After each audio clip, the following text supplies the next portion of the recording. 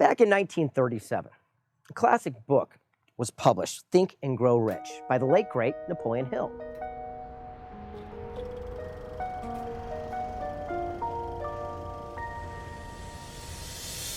Whatever the mind can conceive and believe, the mind can achieve. Under the tutelage of his mentor at that time, Mr. Carnegie, he set out on a mission: interview and pick the brains of the era's top leaders. He went to Edison, Bell, Henry Ford to find out exactly what they did to create a life of sustained abundance. Well, I thought to myself, wouldn't it be great to team up with the Napoleon Hill Foundation and set out on a journey to go interview today's top leaders, today's movers and shakers, to find out not only all their success principles, but here's something very special.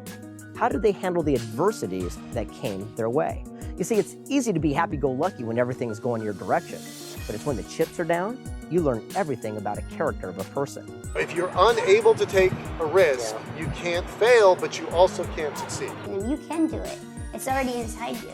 We should face it, have the character to confront it and go right into it. So that's what this mission's about. And I invite you to join me to go talk to these people, to find out exactly why they didn't quit 3 feet from gold.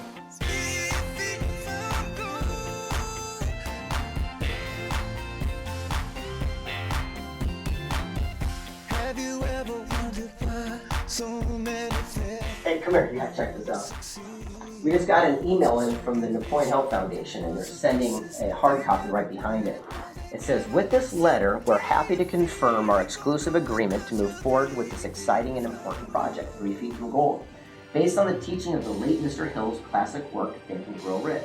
And welcome to the Napoleon Hill family. With regards, Don Green, the Napoleon Hill Foundation. That wild? Grigus is a Think and Grow Rich.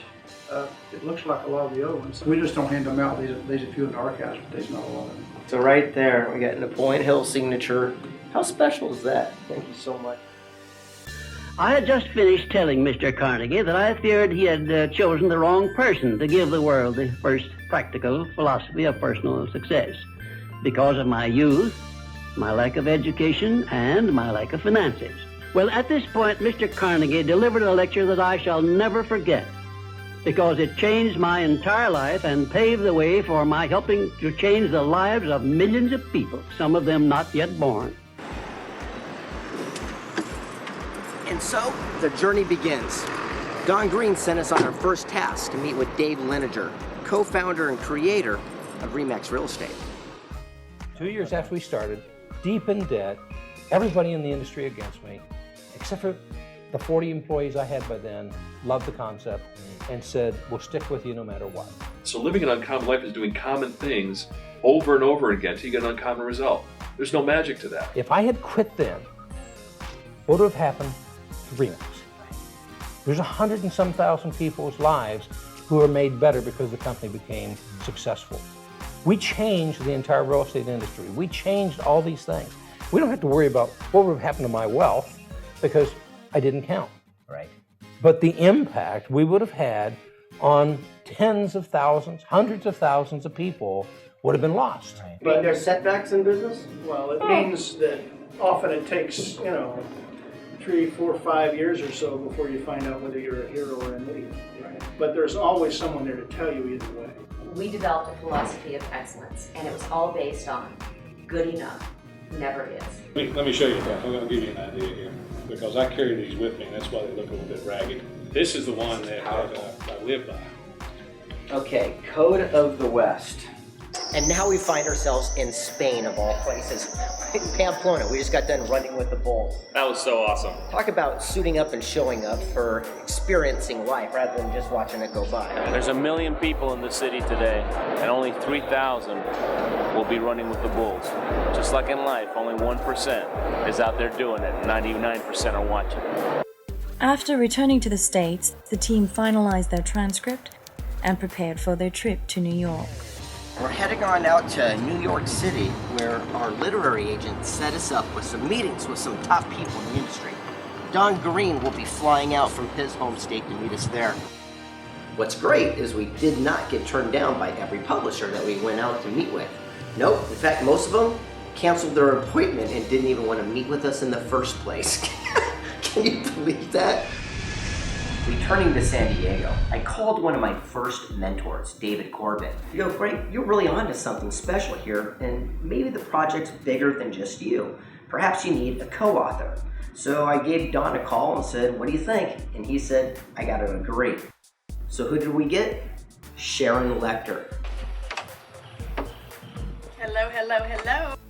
Co-author of the Rich Dad Poor Dad book series, selling over 29 million copies worldwide. How was it that when the first book came in and it was hot off the press in a different language, what did it make you feel like? It was really cool. It was really cool.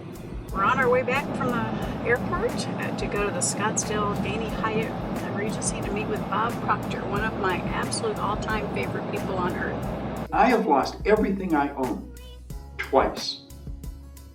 And it would have been so easy to quit. And I thought, nah. And I understood, I got to the point where I understood there's a lesson in this. Everything's a lesson. That's all it is a lesson. You can always do something. Everyone can do something. We're here at Minute Maid Park to meet with Drayton McClain, owner of the Houston Astros. Sometimes the worst situations turn out to be the best opportunity. Sometimes the winters are a little bit longer, and sometimes the summers are a little bit longer, but it's always there. Sometimes one season might be a little bit longer, which would shorten up the next one, but it always does come back, and I think that's the way all businesses are too. All right, we've got the manuscript done, and believe it or not, we already have 6 major publishers that want to put in offers. Boy, Sharon's quick.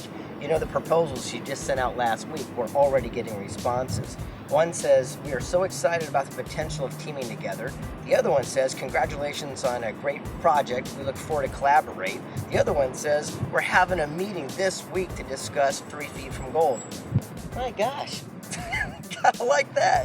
Which one are we gonna go with? Well, just like it says in the book, you're gonna have to read it and find out. Now you see why it is important that you recognize that all success begins with definiteness of purpose, with a clear picture in your mind of precisely what you want from life.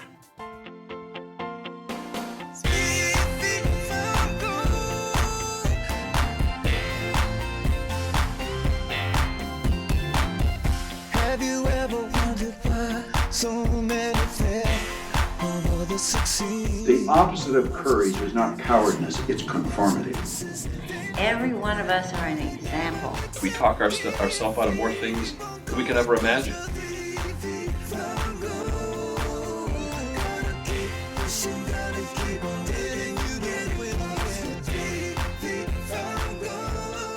Leadership requires boldness. Boldness requires risk. Risk means that you're going to lose. If you're unable to take a risk, you can't fail, but you also can't succeed. It is true that whatever your mind feeds upon, your mind attracts to you. The people you meet and the books you read, that'll keep you digging and you'll never, never give up.